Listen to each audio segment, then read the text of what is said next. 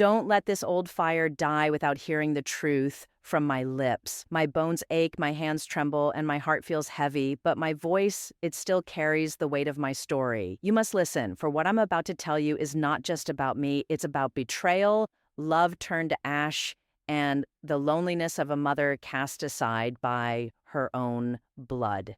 Yes, it's about my son. Once I thought nothing in this world could break the bond between a mother and her child. After all, I carried him under my heart, bore him with pain and tears, raised him with sleepless nights and calloused hands.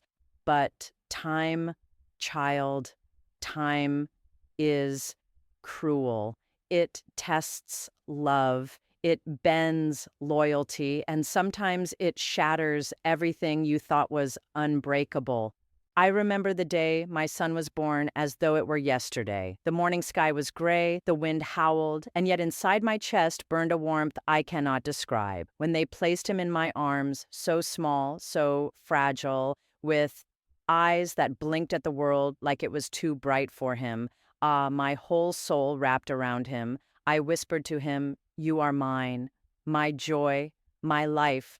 I never imagined that same boy would one day be the one to send me away. He grew quickly, stronger than most, always running barefoot through the fields, climbing trees, laughing with a wildness I adored. And I worked hard, child. I stitched clothes late into the night, baked bread with weary hands, scrubbed floors until my knees burned. Also, he could eat well, study, wear shoes when others went barefoot. Everything I did for him. When he was a man grown, he married a young woman. She was pretty, yes, with hair like gold and lips that smiled sweetly. At first, I welcomed her. I thought, my boy has found happiness, and I will not stand in the way. I moved quietly in the background, cooking meals, tending the house, caring for their children when they came. I thought I was doing good. I thought I was needed. But sometimes, child, sweetness hides venom. I began to notice the way she looked at me, not with warmth, no, with sharpness, as though I were a shadow clinging to her home. She disliked the way my son came to me for advice, the way the children clung to me, the way I still had a place in his heart that she could not touch. And she began to whisper to him, I know she did. At first, small things. Your mother meddles too much. Your mother is too stern with the children. And then sharper, your mother holds this house as if it is hers. When will you build a life with me alone? I could feel the distance growing, like frost creeping across a window. My son, my darling boy, began to spend less time with me. His laughter grew thin, his visits short, and then came the day I shall never forget. It was evening, the lamps were lit, and the children were asleep. I was sitting by the fire, knitting a little sweater for my youngest grandchild, when the telephone rang. My son's voice came through, low and strained.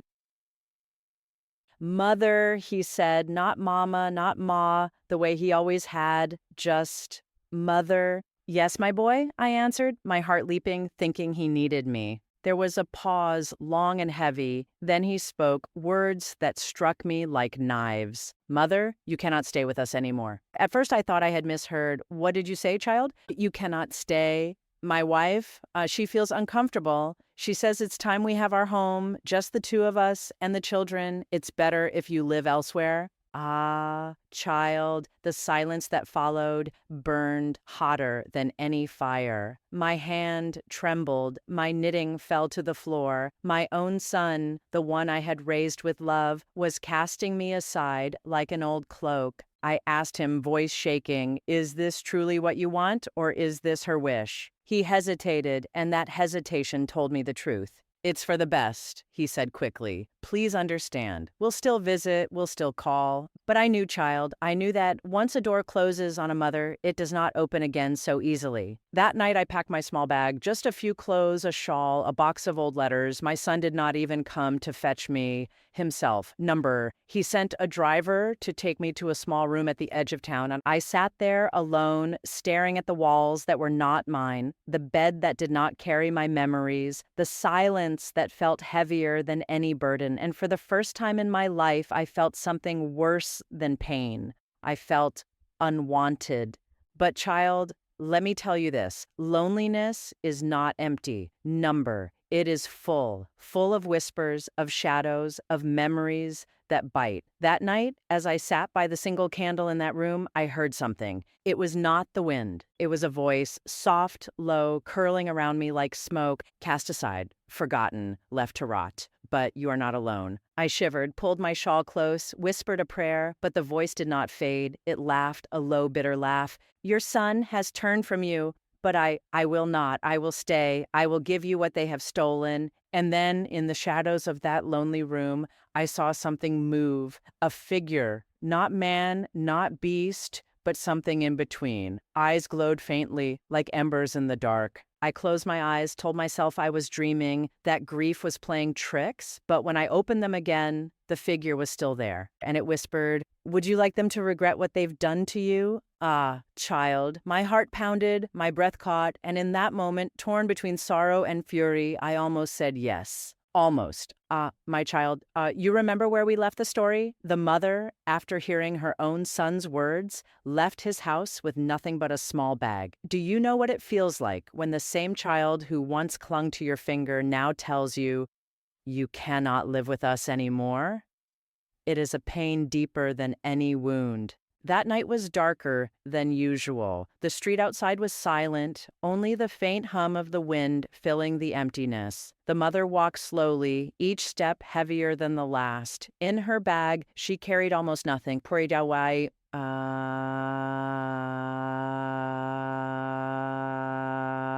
pair of old clothes, a single bangle she had treasured for years, and a photograph of her son as a child, smiling with innocence that no longer lived in his eyes. She walked to the old bench near the railway station where she had once waited with her husband long ago. The bench creaked under her weight, as though even it recognized her sorrow. Her thoughts ran wild. How did I become a burden to the very life I gave birth to? How did my son's heart turn cold so easily? Yet, beneath the storm of her sorrow, she whispered a silent prayer for him, that his house would always remain blessed, that his children would never taste the loneliness she now carried.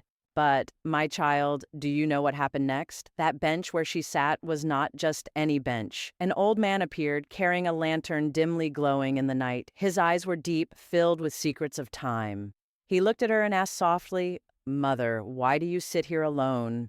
She could not hold her tears back anymore. She told him her story, every word trembling, every sentence heavy, and that old man, he listened not with pity, but with a strange calmness, as if he had already known her pain. When she finished, he simply said, "Sometimes the ones we raise become blind to the hands that fed them. But remember, a mother's suffering never goes unseen. The world has ways of returning what is taken." His words sank into her heart like seeds planted in dry soil. For the first time that night, she felt her sorrow shift into something else. Not hope exactly, but a quiet strength, as though her pain itself was forging a new path.